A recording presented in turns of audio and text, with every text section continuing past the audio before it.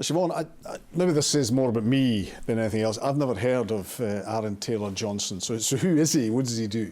Now, Aaron Taylor-Johnson will be familiar to people who enjoyed Angus Thongs and Perfect Snogging, which I think is your wheelhouse, John. Okay. That's one of his early calling cards when he was a teenager. That was a Gurinder Chadha movie that saw him. He wasn't the first choice for that, which Gurinder Chadha told me, in front of Aaron Taylor-Johnson. So I also got to see how much he gets peeved if you say stuff like that. But he also went on to Kick-Ass, which is a superhero franchise that was supposed to do big things. It was from Mark Millar. But despite Kick-Ass and Kick-Ass 2, it still didn't kick ass at the box office. But he has in between times made things like appear in Outlaw King. He's done a lot of work. And I think perhaps the reason why he's been talked at as lifting up the Walther PPK is perhaps for things like Bullet Train, a movie where he plays one half of a duo of assassins, where he does gunplay very effectively. He's good with a one-liner, and he holds his own against Brad Pitt, which is no small thing. OK, well, let's have a look at what he can do. Mr. Teglin? Where's Mr. Teglin? Oh, you're standing in him.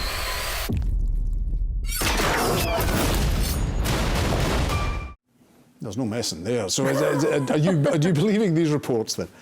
I think so, because he ticks a lot of boxes as far as the Broccoli family and Bond. They're very protective about it. What they need is a Bond who is quite young. Aaron Taylor-Johnson's 33, because otherwise you're in the realms of somebody who's carrying on doing Bond for another 5-10 years, and that takes you into your 50s and 60s and Roger Moore territory, and no one wants that anymore. You also want somebody who is comfortable in the action genre, and that's certainly Aaron Taylor-Johnson. And finally, he's cheap. He's not an A-list actor yet, so he's not an expensive actor to tie to a franchise, and also he doesn't bring that A-list baggage. You know, if you are Tom Hardy, for example, who was being talked about at one point, Tom Hardy is expensive, but he's used to getting his own way. He has that heft on set. You wouldn't get that with Aaron Taylor-Johnson. OK, well, let's have a look at some of the names that have been considered then. So here they are. Yep. So run us through them and what the chances of them actually being. Well, I mean, there's Regé-Jean Page, who has made a huge splash in Bridgerton. And, you know, the thing is, we haven't really seen him in an action picture. And I think that was probably one of the sticking points. Cillian Murphy, I mean, a great actor, won the Oscar for Oppenheimer, but 50 years old. Again, we're in Roger Moore territory, and I think that might be the but as far as the Broccoli family and Bond is concerned. Henry Cavill, now, a lot of people like Henry Cavill, but he's not really cut through in the public consciousness, Henry Cavill, and I think that, again, might be a problem for him. And of course, James Norton, who is about the right age, but maybe doesn't have that brooding charisma that the Broccoli's are looking for. We've had a lot in the past about maybe a woman 007. Yeah.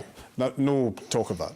No, well, the Broccoli line is we're very much in favour of having women spies, but if we're going to do, you know, why call it Jane Bond? Why not make it a series about a female spy without all the encumbrances of having to drink martinis and, you know, lift the Walther PPK and drive an Aston Martin and all the rest of it. So, yeah, that's not going to happen. Idris Elba was talked about a lot. Now, I love Idris Elba, but he'd already done Luther. You know, you don't really... actors as well have that thing of, have I already done something a bit like this? And Tom Cruise, of course, thought, well, I'm never going to be asked to be Bond, so I'll do my own series. And suddenly Mission Impossible went from being about the Mission Impossibles into basically a Bond franchise. Very finally, and I don't want to spoil this for people who haven't seen the movie, but it was, 2-3 years ago. Did James Bond not die at the end of the last movie?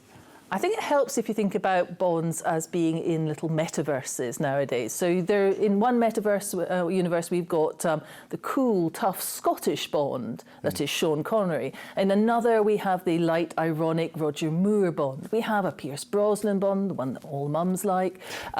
We have George Lazenby. It's a very, very small universe, the George Lazenby one. And I think the same would apply to the next Bond, whoever he may be. Siobhan, we will find out. Thank you.